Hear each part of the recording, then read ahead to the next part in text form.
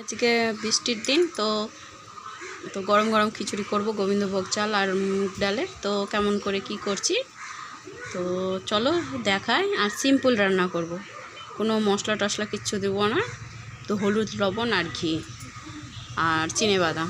তো চলো, যে কেটে নিয়েছি গাজর, পটল, আলু সব কেটে নিয়েছি।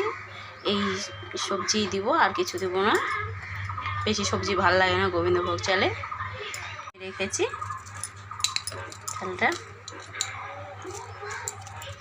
রাতে ডালটা হালকা ভেজে ধুয়ে রেখেছি।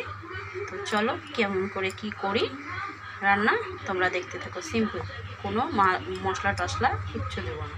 তো এটাতে আমি এখন জল নিয়ে আসবো, জল নিয়ে গ্যাসটা ধরাবো।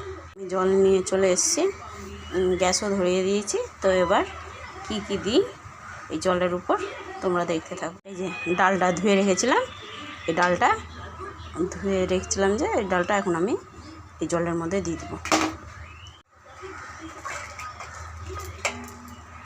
ডাল আর বাদাম আমি দিয়ে দিয়েছি।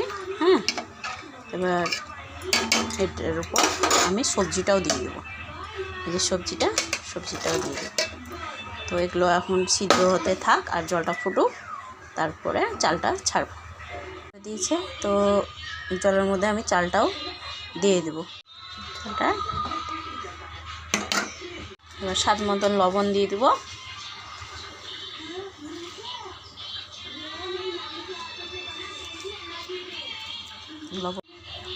লবণ দিয়ে দিলাম, দিয়ে দিব।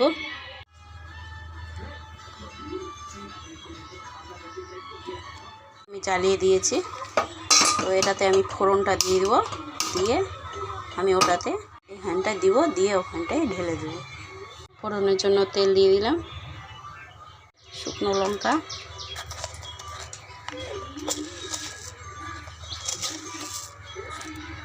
আর এই যে গোটা জিরে। কিচ্ছু দেবো না, আমি দিয়ে দেবো।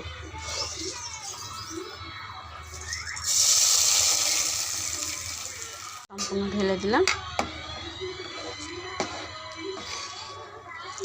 এবার হতে থাক খিচুড়িটা আস্তে আস্তে।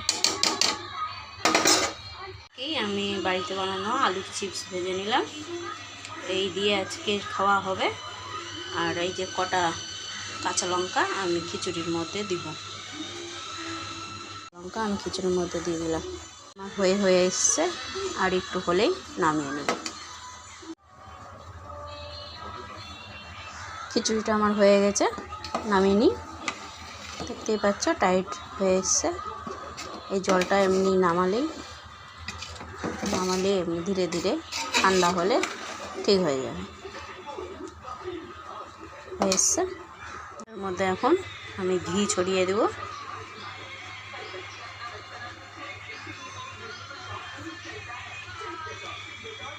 হালকা করে এখন ঢাকা দিয়ে দেবো, তাহলে ঘিয়ের গন্ধটা খিচুড়ির মধ্যে ছড়িয়ে যাবে। এটাও কিন্তু অসাধারণ হয়ে জানাবে। তোমরাও এইভাবে বানিয়ে দেখো, খুব ভালো লাগবে। কোনো মশলা নাই, কিছু না, অনেকে আদা বাটা, জিরা বাটা, অনেক কিছু দেয়। আমি লাইক, শেয়ার, সাবস্ক্রাইব এইভাবে বানিয়ে দেখো, সব করে খুব ভালো লাগে।